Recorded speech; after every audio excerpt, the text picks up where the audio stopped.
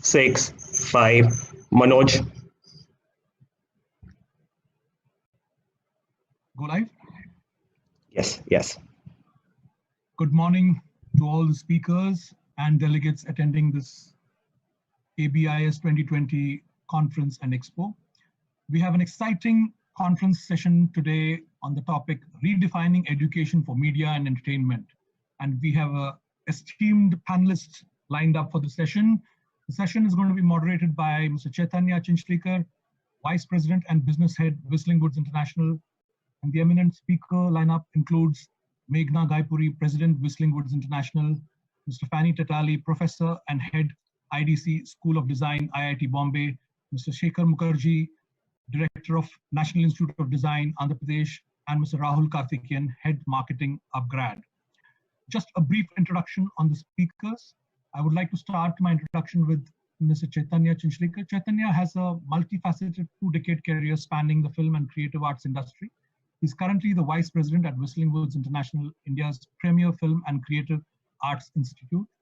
He also serves as the Chief Technology Officer for the institute and heads the emerging media department. Over the past decade and a half, he has been instrumental in the mainstream of film and creative arts education in India and evangelizing of multiple new and emerging technologies into the mainstream education at Whistling Woods, into the film, communication, and creative arts industry at large.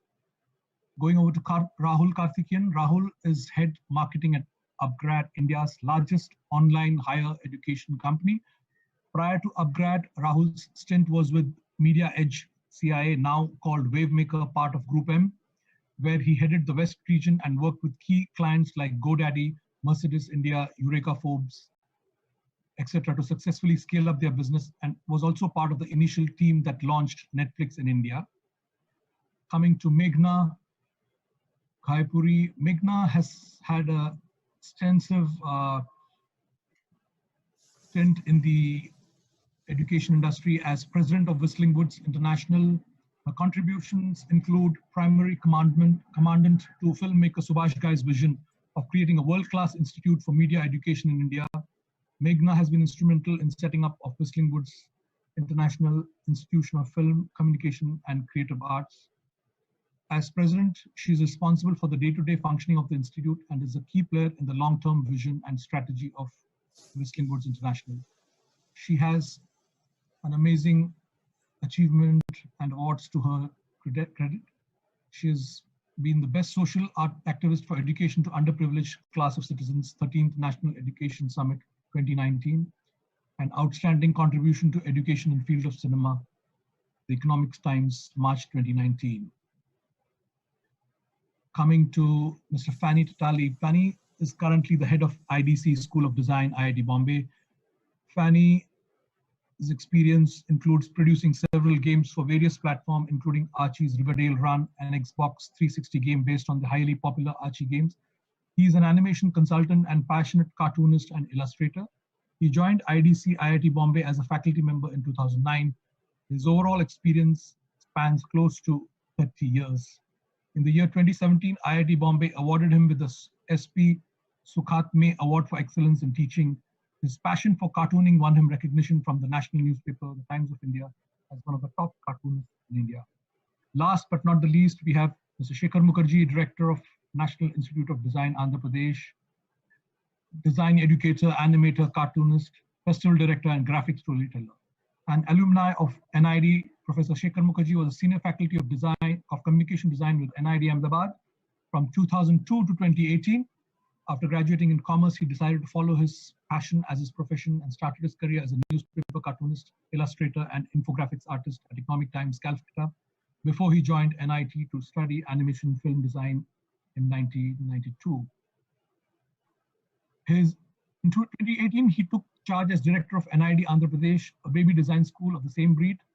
And we are all looking forward to the setting up this NID Andhra Pradesh. Thanking you all for your participation, and over to you, Chaitanya, for an exciting round of panel discussion. Thank you so much, Manoj. Hello, welcome. Good morning, everybody. Good to have all of you on board. Like Manoj mentioned, we will try and talk about how media and entertainment education has been changed, needs to be changed in order to cater for students as well as the industry of today as well as tomorrow. So before we get into Q&A and me asking you about it, I just want to set up the session with just to kind of give everybody an idea as to what it is that we're dealing with. Right. So I just want to do a quick presentation for them.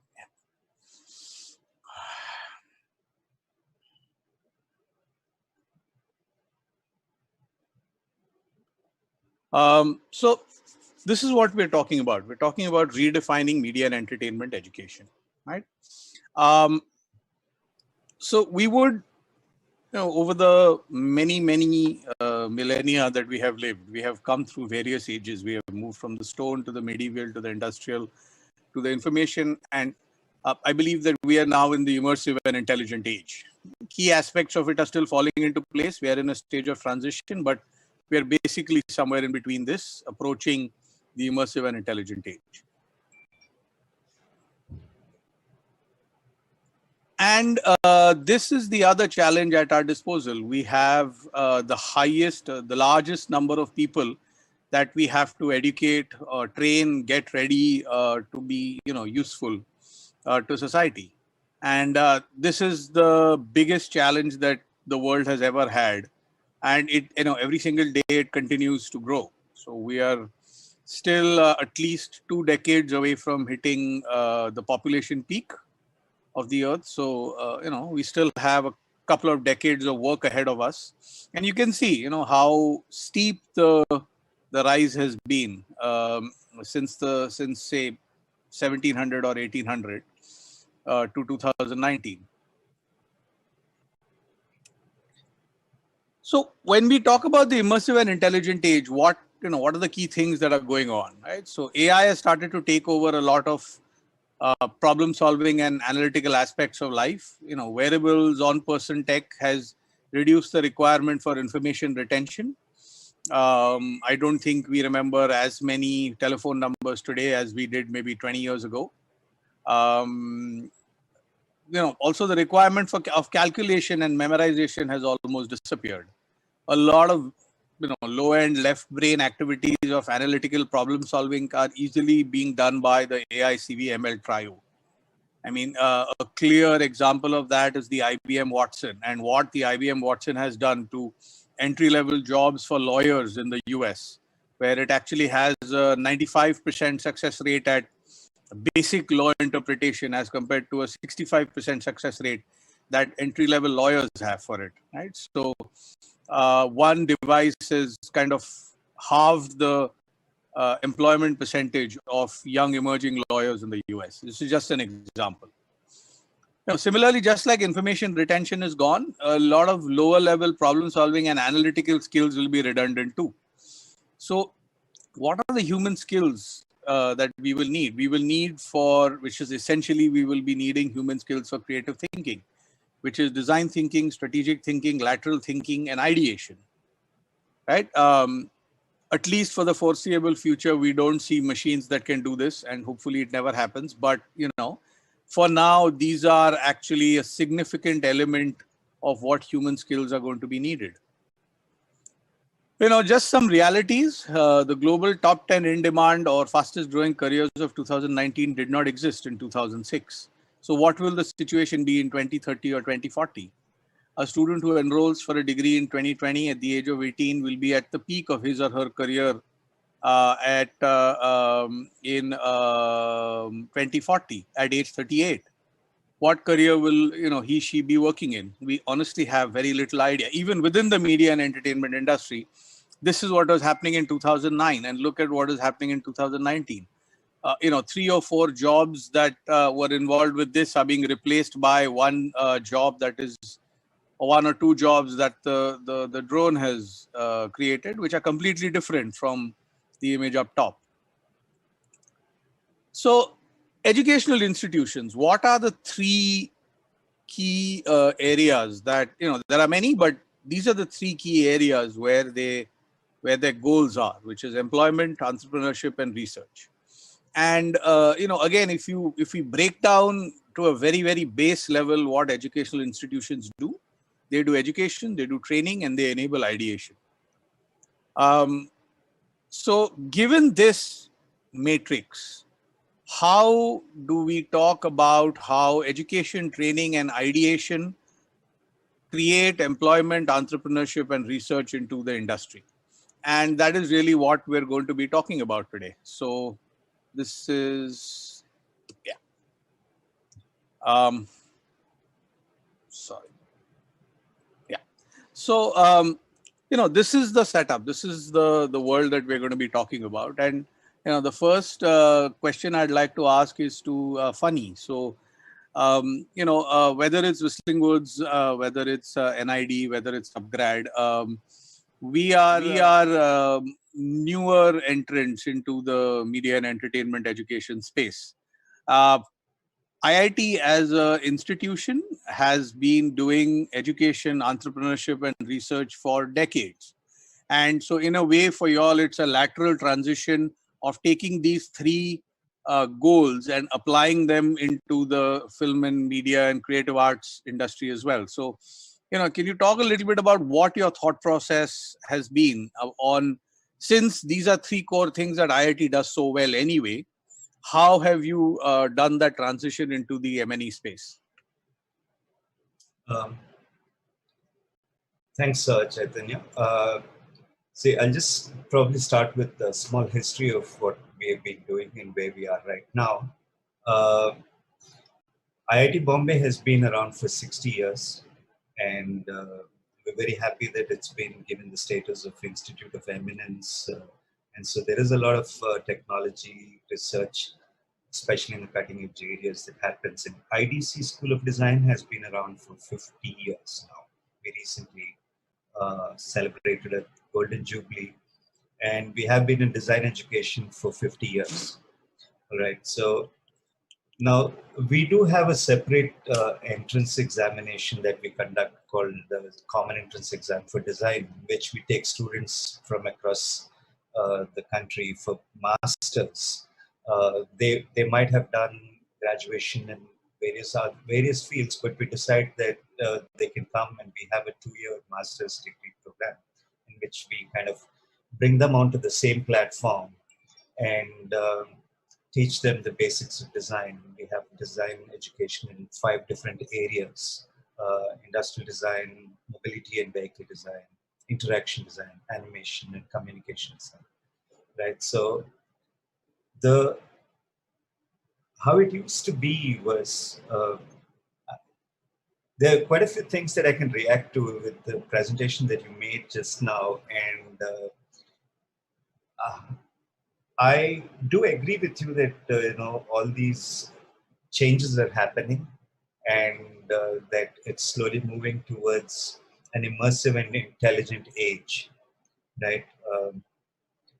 But I think what we are trying to do here is to see if we can improve, we can help the students get something that is called a visual vocabulary. Okay, so that's how I want to put it. I mean, it's just like we learn language, and just like we have vocabulary of words for speaking various languages to express our feelings and communicate. I think visual vocabulary is something that we feel is very important for students, and that comes simply out of experience of actually seeing things and imbibing visuals into yourself. And so I feel, in spite of all these equipment that are coming in and helping things much easier, we definitely have to still rely on our own basic innate abilities to retain and improve our visual vocabulary. So that won't go away, is what I feel. We do have a lot of students from within the IIT community who are doing their engineering, wanting to come and do design education, but I'll probably come to that a little later. But I just wanted to react to what you showed, and I feel that it's not going to go away. We still have to rely a lot on our own innate abilities as human beings. Yeah, actually, in fact, that is actually what will take more primacy rather than the executive actions that humans have been taking of manufacturing and labor and working and are repetitive performing activities, those will actually go away. And it's going to be the more human things which will take precedence, like creative thinking, strategic thinking, lateral thinking, design thinking, right? Which is what is something that we really need to focus on. And we need to focus on with keeping education, entrepreneurship, and research in mind. So, IIT has been doing that pretty well for, engineering and other tech-related areas. And, we are, hoping that the IDC has obviously continued to do that as well.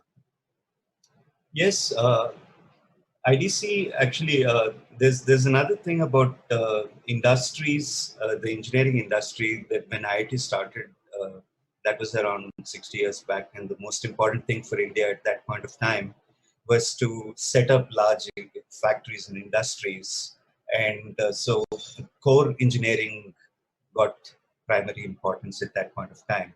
And slowly information technology started sometime around the 80s and 90s.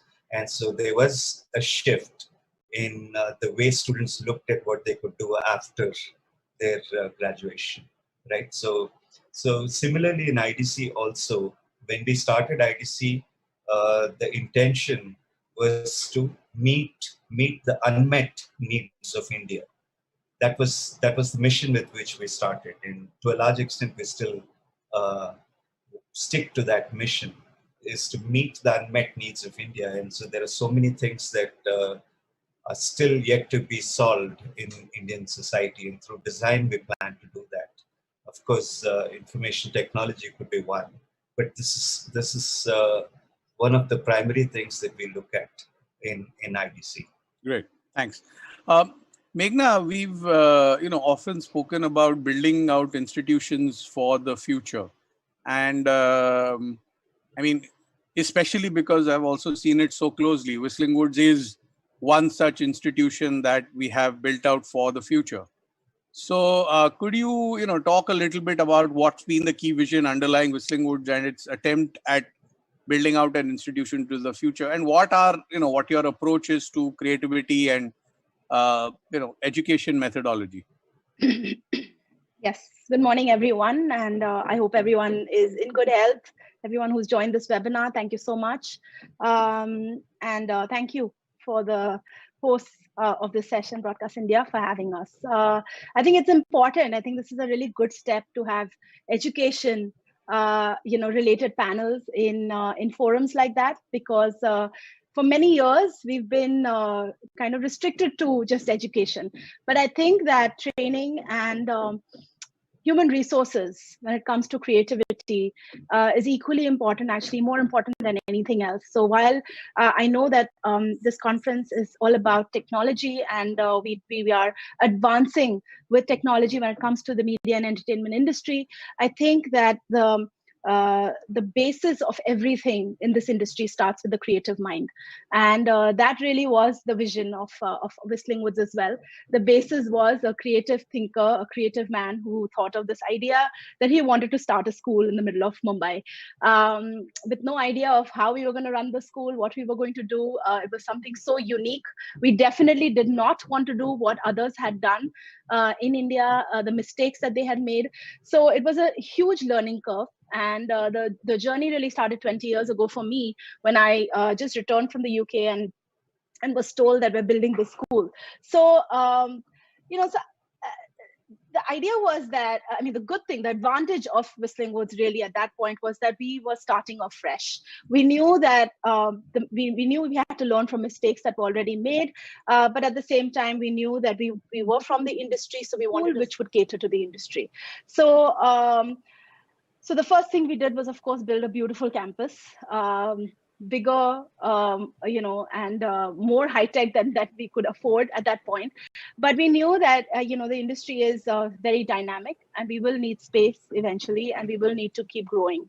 And that's exactly what has happened. In the last 15 years, our vision and mission hasn't changed. Providing quality education to the creative students, which again is a huge challenge. I'm sure my co-panelists will agree. With creative minds as faculty as well as students, there can be a lot of clashes.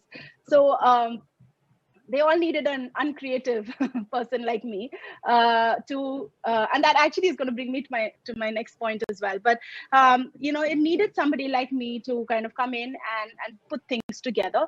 And I think that along with our team on campus, along with a lot of experts from the industry, we were really be able to build a school which was a balance of creativity, technology, and business. So bringing those three elements together was definitely challenging, but I think, and it remains to be a challenge, because I think that things are so dynamic in the industry. 2020 has taught the entertainment industry how things can really change. But I think that that we managed to do that because of the kind of people we had on board. So I think it's important for every educational institute to understand how important the industry is, how important the people from the industry are to keep coming back to the campus and teaching your students, how it's important for your students to keep being engaged. That constant engagement with the industry is so important, because only then will they get the confidence when they get out of the of your institute to be able to cope with what's going on in the industry. So those are the things that we've really stuck to in terms of our vision and in terms of creating what we have at Whistling Woods today. Thank you so much, Meghna. Now coming to Shekhar. So Shekhar, and you've now actually had two roles. One is as a senior how should I say? I mean, as a senior creative educator at one of India's premier and kind of the foundation, the benchmark institution for design in India, and then moving on to setting up an entirely new institution right from the ground up, right? So, how do you take a particular pedagogy that has been created 50 years ago and morph it for today's times to build out a new one for a new generation, and make sure that this institute, the Vijayawada one, the Vijayawada, sorry. So that while it still continues to retain the essence of the NID Ahmedabad, it also has its own presence. Yeah, thank you, Chaitanya, and thank you all of you for organizing such time-relevant webinar, and it's a kind of transition time we are all going through, because it's a paradigm shift, and how we cope with that, and we are all baffling with time. I was telling, Chaitanya, my bad habit is I might not be very black and white in my answer. There might be a lot of subtext and subversions, like how cinema generally we look at it as. Yeah. So definitely, I think this is a question I am also carrying with, my journey, looking back, being a student of NID and then going back to alma mater purely because I felt that, and now the role as a director setting up NID with a brand name which created a myth, and sometimes it's also become monomyth, and that monomyth create a heavy weight that you have to be something, but without realizing the fact that this is the point. I'm trying to simplify it. Like, of course, NID has a lot of good things which I experienced being a student, and also during my teaching days or faculty days. It is something where an institute which is under Ministry of Commerce and Industry, and definitely it's very clear that we are not an university, So for most of the students or those who become graduate, end of the day, unless they go for further study, I don't think their certificate matters. And what I really liked about some of the good things, for example, that of course the selection process has its own layers of challenges, but once they get through, there is no further exam. So that is another beautiful thing where you actually learn through mentorship. So the mentorship, and when I see my faculties, when I was a student, most of the time, and not necessarily, even though I studied animation, it was multidisciplinary institute. So most of the time I spent either in textile or ceramic studios, because perhaps those are the two disciplines is always hands-on, and no software can replace that. Correct. Yeah, unless there isn't some kind of course, there are 3D prototyping and etc. etc. But still, clay is clay, or textile material is textile material. So looking back, fast forward, I feel they. We seem to have lost him. Shikhar, Hemant, can you just call Shikhar? I think we've lost him and he's not realized it. Yes, we'll just do that. I think he's dropped off. No We'll problem. So let me come to Rahul. Rahul, you are, Upgrad is in a way a child of the immersive and intelligent age. Yes, I mean, my excitement of going back in various capacity. I always wanted which can run as a half studio and half training. Hello. Yeah, I think, this is another challenge we'll talk about in maybe later questions which will come, the technology. Sure. Yeah. Thanks, Shekhar. We missed you. We lost you in between. I think there was an internet issue. Yes, I'll come back to you. I was in the middle of asking Rahul a question. No, I think let him finish now. If you can just summarize. Okay, carry on. Yeah. I won't prolong it. I just wanted to say that today in this new NIDs, there are, along with my role there are 3 more NIDs across in Jorat, in Bhopal, in Haryana. And it got an autonomous status, like that is the best part of it. So I look at it in short, that best practice of the past and relevance of today. That should be perhaps the concoction to take this NID further.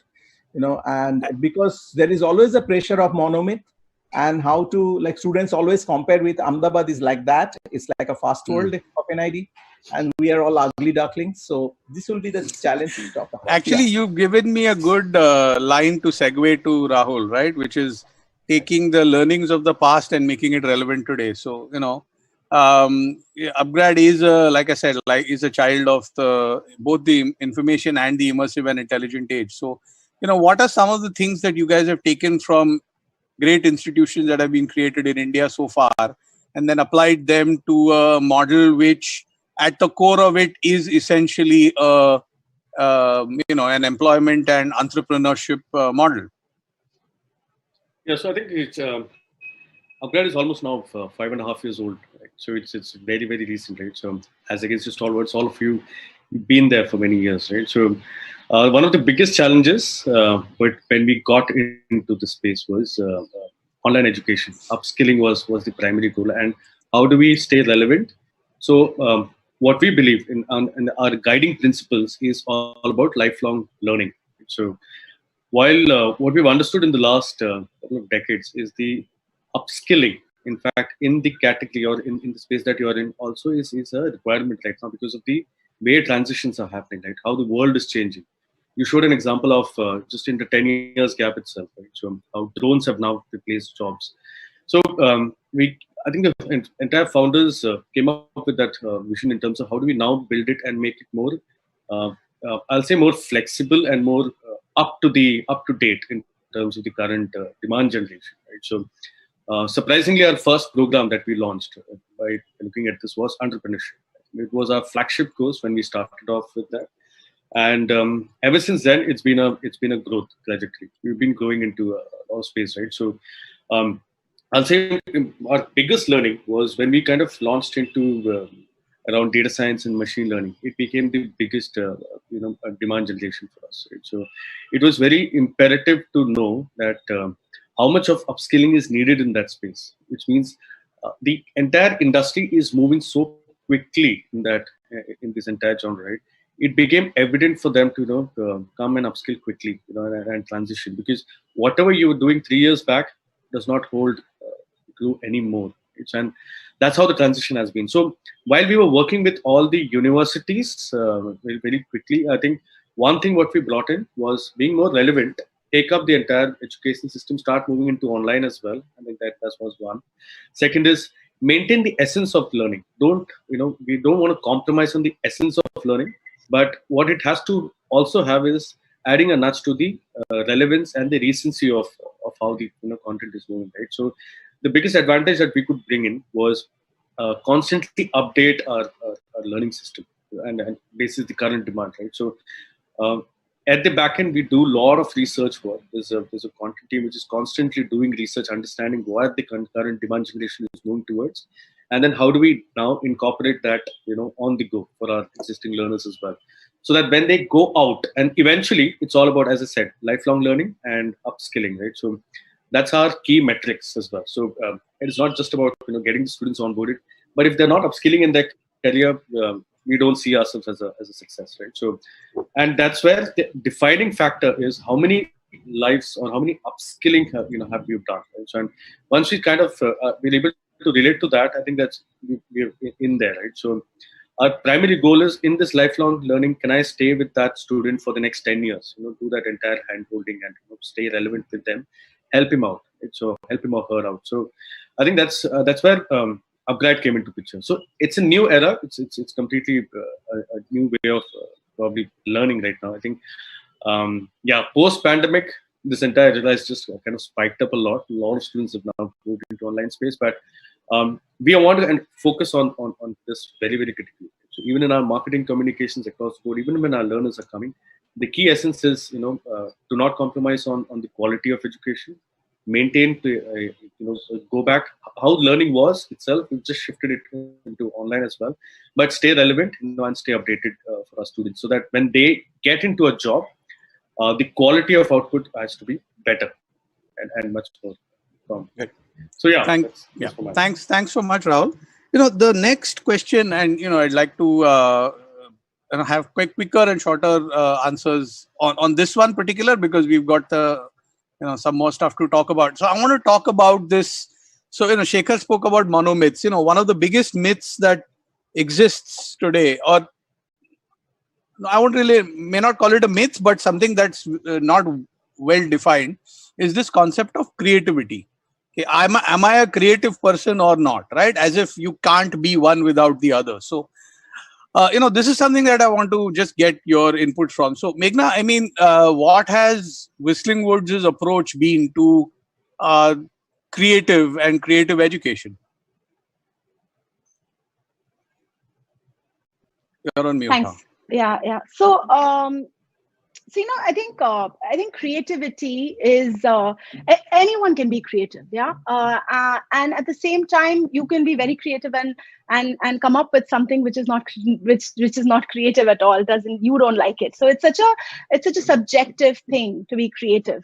So I tell people that I'm not a creative person, but a lot of people see a lot of the things that I do and they're like, why didn't you get into it? So I think it's that moment, that where you are and what you create in that moment is what brings out your creativity. Now, I feel everybody is creative. Everybody is born with an innate talent. It needs grooming, it needs honing, and it needs mentorship. And we see this a lot at Whistling Woods. So Whistling Woods now is not just a film school. We have many other creative programs. We have a design and communication school. We have a production design program. We have fashion design. We have music composition. So we have such a different world of creative students there. And I see a lot of kids when I go into the design summatives, for example, when they're displaying their final semester work, and I go and talk to each one of them to ask them about their project. A lot of them couldn't even draw well when they entered Whistling Woods. And if you see their work now, it is absolutely magnificent. It gives me hope, because I can't even draw like a circle, right? And it gives me hope when I look at their work, thinking that what education and mentorship can do to a child. And I feel like every parent needs to really, really hone that creativity in their children. I think for the longest time in India, we've looked at creativity and creative education as a hobby. So till you're in the 6th and 7th, you'll learn to dance, you'll learn to sing, you'll learn to draw. And as soon as the curriculum and the exam pressure start, you stop all of that and just focus on math, science, history, geography, and just get good grades in your 10th and good grades in your 12th and get to the best college you can. And then starts that whole rat race. So I feel like it's so important that people understand the importance of creative education. And like Rahul said, it needs upskilling. throughout your life. In the pandemic itself, we've seen so many adults take up, doodling classes or creative classes or learn a new skill. And I think 2020 that way has brought in so much in people's lives. I want to, in fact, add to what Rahul said as well, that until 2019, online, like getting people to get online to do a course was like, oh, we'll never learn anything. And in 2020, people are actually seeking new types of courses. So we have an online filmmaking school called Virtual Academy, and we've seen such a surge in people joining it, and all types, all age groups of people. So it's so wonderful to see that people want to be educated in creativity. At Whistling Woods, though, I feel we have brought a lot of structure to our learning from when we started. So kind of opposite to what Shekhar was saying, but we do have exams, and we have an association with Tata Institute of Social Sciences. So we do have structure. And I feel that that in the industry, every creative person, when they get into the space, as they join employment, they need that structure. They need that training so that they are disciplined. For the longest time, there's this stereotype that creative people don't have to be disciplined. But in our industry, as it becomes more and more commercial, we need that discipline to come on the sets, in the ad agencies, in the fashion design realm. So I feel like the education really doesn't even just hone their talent as creators, but it also gives them that discipline so that they can go out there and work. So it's a very, according to me, creativity has to be honed, it has to be mentored, and there has to be a balance between, creative education and discipline. Thank you. Thank you so much. Funny? Yeah, how I look at it is creativity is not something that suddenly comes from like a bolt from out of the sky and then lands on somebody. I think it can be nurtured in people. I think the more you observe things around you, the more ideas you get, as creative ideas you get. Actually, everything is happening around us, and there are stories happening around us. We just need to open our eyes to those stories. And this is typically what we try to train our students in, to see around them and to observe things that are happening. So I think if we don't, then we've missed out on quite a few stories that have happened just around us. So I think they're all there. So that's the area that we go into as far as creative education is. Okay, cool. Shekhar, I'll come to you last on this. Just Rahul, for at an online thing, like Meghna said, it seems antithetical that you can be creative online, right? So you guys have, I think, broken that a little bit, especially with your program with Micah and all the work that y'all have done with. I mean, entrepreneurship needs a lot of creativity itself. So a little bit about how you've tried to inject some sense of creative and creative education into all your programs. I think the biggest challenge of online learning was there is no physical contact. I think that's been seen as a problem statement which we tried to solve initially. Now, since we've overcome that in some way, the second biggest challenge was how to be more creative now. Right? So, and one of the launches that we did was we started getting into a lot of these hackathons. So we started introducing hackathons when people can come together. There is 4 people coming, thinking about more ideas. We give them a problem statement, a case study of sorts, right, and try and solve that problem. So with Micah especially, with digital marketing and a couple of other programs, what we've done is get 4 people and make groups and start thinking about coming up with ideas. Creativity is not something which, as a right point, as I think Mr. Feni just rightly pointed, it's not just going to be coming out of a bolt, right? You need to do lots and lots of learning, and it also comes from your background as well. When I say background, in terms of how you've groomed yourself over a period of time, in terms of the years as well. Right? So I've seen a lot of people who comes with a very strong sports inclination, who's been active on sports. When it comes to real education, when it comes to real opportunities of growth, they think very tactical. They think very tactical because they've been doing that for so many years. Right? They've not realized the fact that out of sports, I've been playing those games at a tactical way that I actually applied on my day-to-day job as well. So that's just one example. Now, everything revolves around that. So what we try to do is, in this creativity, we try to understand the student as well. Everybody's creative lens. So one big thing what I've learned over a period of time is everybody calls themselves a creative guy. I don't think so anybody could question that part, right? So how to be creative, right? So how to be creative, and it's important that they need to nurture. And I completely agree with Meghna as well. So you need to nurture that, right? There has to be a discipline to it.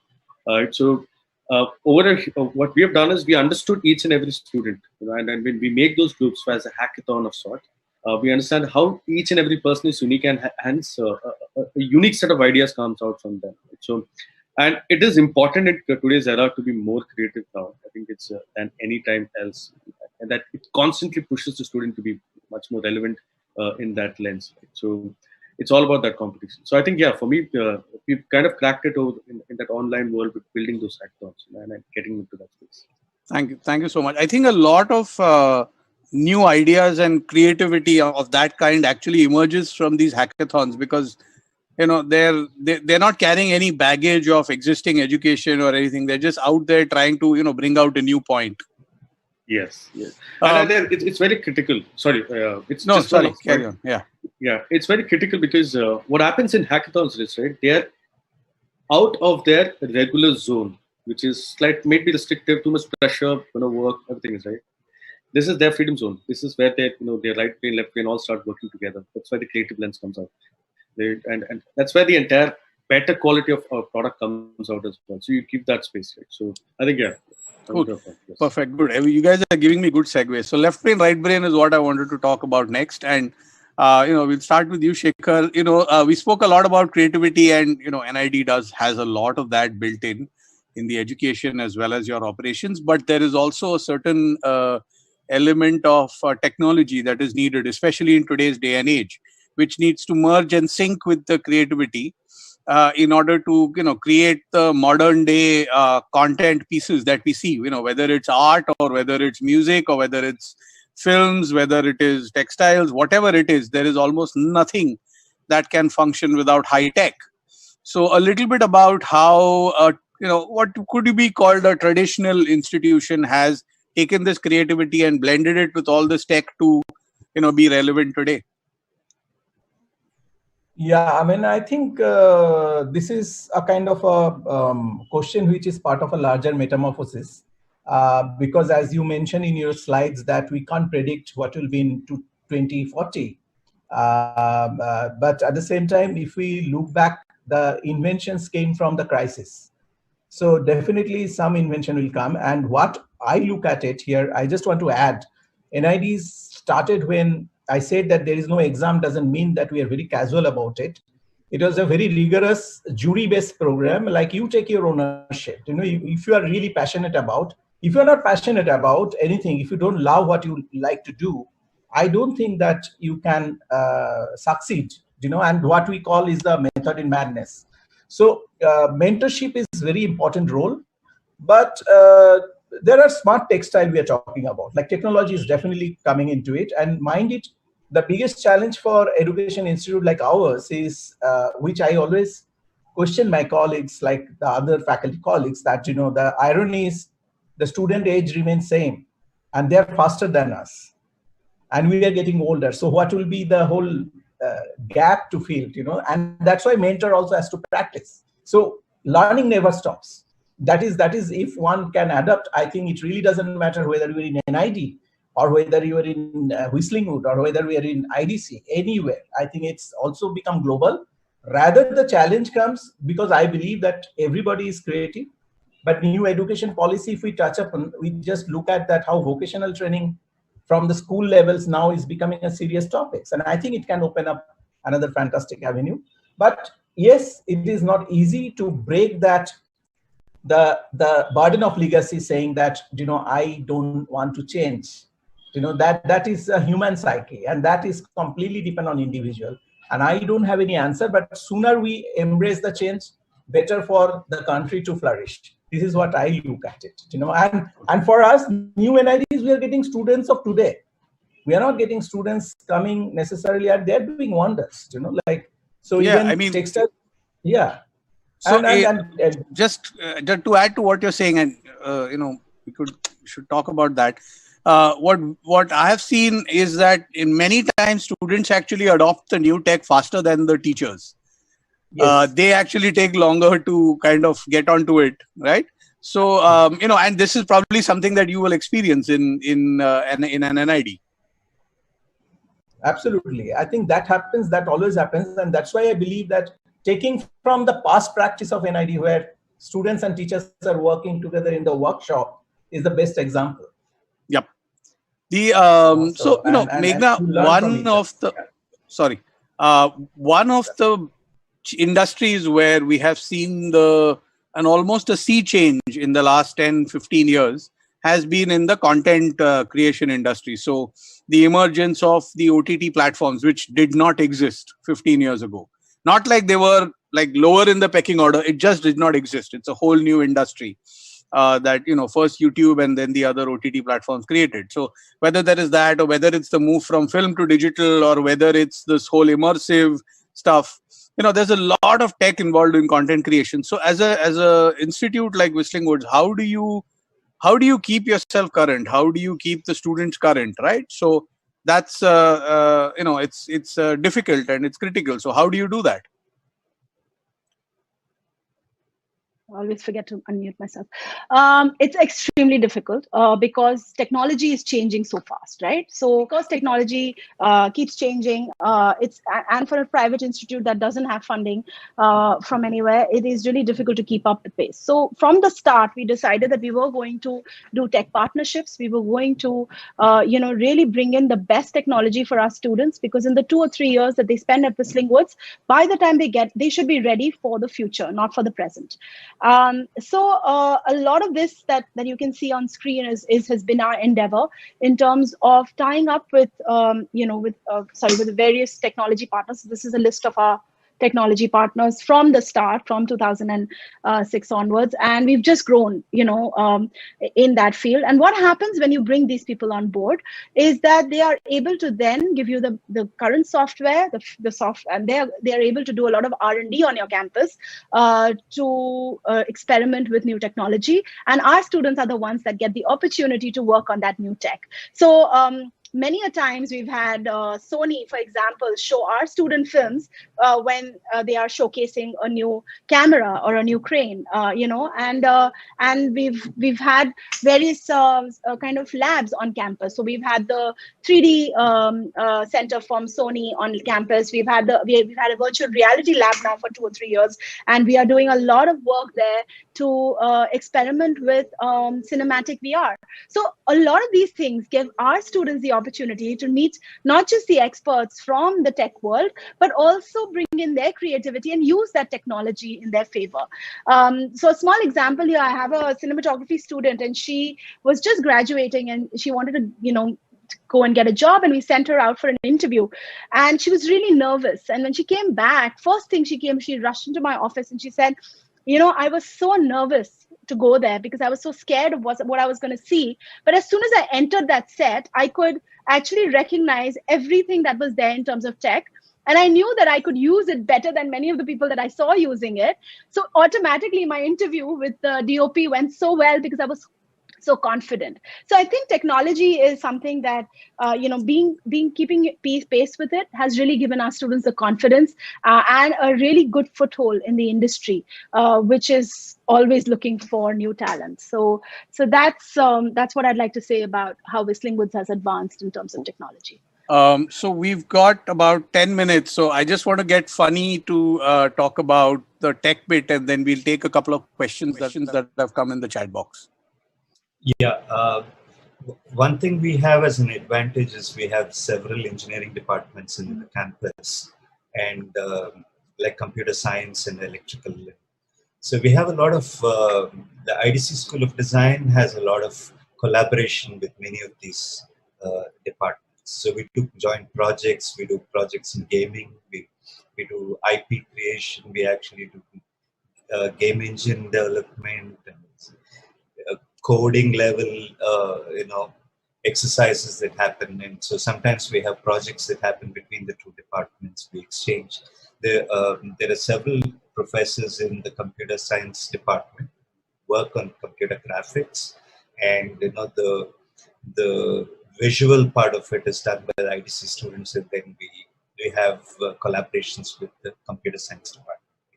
So so we try and take advantage of the ecosystem that we're in right now, and that happens to be a good advantage for us. Good. Yeah. In fact, we're just in the middle of planning a hackathon with IIT with Professor Maudgalia on promoting open source software for animation. Synfig, yeah. So we're just in the middle of planning that hackathon out right now. So it's pretty interesting too. So the question that we've got from the panel, I'm just putting it out there in the chat box for everyone to read as well. So essentially, it is about defining some base guidelines and norms for training and education in media and entertainment, right? Which historically in India has been missing. So, if you want to call yourself a doctor, you need to do, MBBS and then do your internship and then do your MD, internship, MS, and then you can become a surgeon. But anybody can call themselves a writer or a director. I could wake up one morning and say, today I'm a director. Because there were no underlying guidelines, there were no underlying training norms. And what did end up happening is a lot of people misuse that, abuse that, right? If you can't play the tabla or if you can't sing, you don't go and tell people I can sing or I can play the tabla. But that was unfortunately happening. So it's a 50-50 thing about how do you try and define norms of what is essentially considered a creative industry. But like Meghna said, and like we all know, there is a particular structure to the craft. So, what is your opinion about defining some, and, by the way, these norms exist the world over, just not in India. A little bit about how would you try and build out some kind of education and training norms for the media and entertainment industry. So, Shekhar? I think this is definitely needs a collective thought. I mean, if I recall 2007, yes, it's all over. I recall one conference in France, which is to call E-Magician, where there is no difference between public-private schools to come together, no hangovers, no problem of egos and all. I think in India is always a challenge to bring people together, but I think it's this online platform is creating that opportunity today, where we are all coming together, keeping aside, and we are talking about sustainability, so definitely it's a good proposal. Maybe we can take it forward, also to make it a public policy, and but we also need to see at the same time that it doesn't discard the surprise element. Like India also gifted so many surprise filmmakers. They didn't go to school. FTI, Ray and Ghatak, they never went to schools, but they had become a textbook. So it's not holding on the history, but definitely it's a good thought. But this much I can say that we can always take it to our ministry to talk about take away from this particular session, put it together. But this needs a collective discussions, bringing many more other schools, keep aside whether it's private or public, it's for the country, and also for the neighborhoods. Right. So, I mean, Meghna, Whistling Woods is probably one of the first institutions that has actually tried to give some kind of defined framework to what is essentially a creative arts industry. So a little bit about what that journey was and how Whistling Woods essentially brought a lot of the industry in to help define it. Yeah, definitely. So we use the industry, but like I said, that we had a lot of the industry on campus already. All our faculty were never teachers; they were all industry professionals. So that was one advantage that we always have had. But what we needed really was education pedagogy. We needed some direction as to what a child needs in terms of learning. How much practical, how much theory, how do we balance it? Both are equally important, and this came from our travels from all over the world, visiting film schools, world over, as well as being part of Select, which is an organization, like Shekhar mentioned, of film schools from all over the world. And all film schools come together in this one conference every year, maybe twice a year, and we discuss what's going on. And it was amazing to see that we were all going through the same problems. whether it was an Australian school or it was, or whether it was in India or in the US or Europe. So it was quite amazing to see how we all could come to one platform and discuss the issues we were facing and then find solutions for it. And that's an ongoing thing. So even now on Zoom, we are part of committees that we keep discussing things. And that also allows our students to collaborate with various students from all over the world. So I think that, the way Whistling Woods has really tackled it is by being really agile. Okay, by really being flexible, despite having a degree now attached to it, we've really been very dynamic in terms of how we teach our students, what we teach our students, and how our faculty grows on the academic side as well as the professionals. Thank you so much. So, funny, engineering is probably one of the most well-defined and well-structured industries, education fields today. So, what has that learning been when trying to implement some of that structure into IDC? No, while we are actually physically situated inside an engineering college, I mean, IDC, right from the time that it started, had this constant demand for a separate kind of look. Okay, the person who started IDC was Professor Nadkarni around 50 odd years ago. He was with NID for some time, and before that he was at Ulm School of Design in Germany. And he came from there with ideas that he saw there. And it so happened that we physically were inside the IIT campus. But throughout this 50 years, we were constantly talking about how a design school should be and how it doesn't necessarily match with how an engineering school is typically. Okay, but having said all that, we do understand that we are inside an ecosystem and we only gain out of trying to synchronize a few things with the engineering school that we have. For example, we offer something called minor courses. Okay, so any engineering graduate who's interested in creative or design can take up to 5 courses in IDC and get a minor degree along with the major degree that they graduated. Nice. So that has helped IDC really gel into the IIT system, and there are many students we are overloaded with those courses. Great, that's nice. So we've got 2 minutes to go. So just last thoughts on, what is the one thing that each of you think that, just like in 1 line or 2 lines, what is the big addition that you think needs to happen to media and entertainment education to make it relevant for today? Try and give it to me in 30 seconds or 20 seconds if possible. Rahul? Yeah, okay. See, I think the biggest change what we need currently is getting more real experiences while be part of the education system, but getting a real-time experience, which is as of now on-the-job experiences, what we call it as. But I think during that transition, it's important that while learning and real-time execution can get combined together. What it enables is when it comes to real jobs, when it comes to actually going out in the world, they're much better prepared. Right? So, and that's what we are trying to do over here as well. Right? So at Upgrad, we offer that. Right? So even when the course is happening, you're trying to take up industry projects, and start implementing it so that you get the hang of it. So I think that's the essence, and that's the requirement. Thanks. Meghna? I think faculty training. I think bringing more and more people to come and teach, industry as well. I think that upskilling, Upgrad can take this up, upskilling faculty to teach creative courses. Please. And in creative education. Yeah. So that I think is. Thank you so much. Shekhar? More public-private collaborations, blur the line, and ethical practice to be positioned in the global level of identity, so. Yeah. Nice. So because and of funny? Yeah, sorry. Yeah, I totally agree with what Meghna said. So I think we're finding it very difficult for people to come in to the teaching line and teach. I think we have to have more people. So we have to actually incentivize teaching. And also another thing is that we operate each of us as a separate bubble in the Indian industry.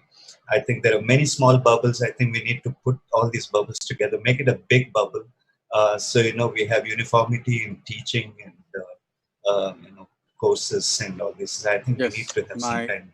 My secret wish is that one day we have a hoarding for India's best film educator that is larger than India's biggest film actor. Creative educator, CC, not yes, just creative educator. Anyway, thank you so much. We are closing exactly on time, which is surprising because I'm the moderator. I'm not good with timings. So thank you so much, Rahul, Shekhar, Funny, Meghna, and hope everybody who's watching it got some interesting information out of it. So focus on the creativity inside, and look at the media and entertainment industry as a serious industry. By the way, it's the second largest export of the US after arms. So, that's the potential that this industry has. It can become India's largest exporter. So, thank you so much. Thank you, everybody. Thank you so much. Shekhar. Thanks. May I say, add to Chaitanya, do you know why we finished on time? We got 2 animators today. Thank you. Correct. You will not add even one extra frame. Thank you. Thank you so much. Bye. It was a lovely Bye, session. everybody.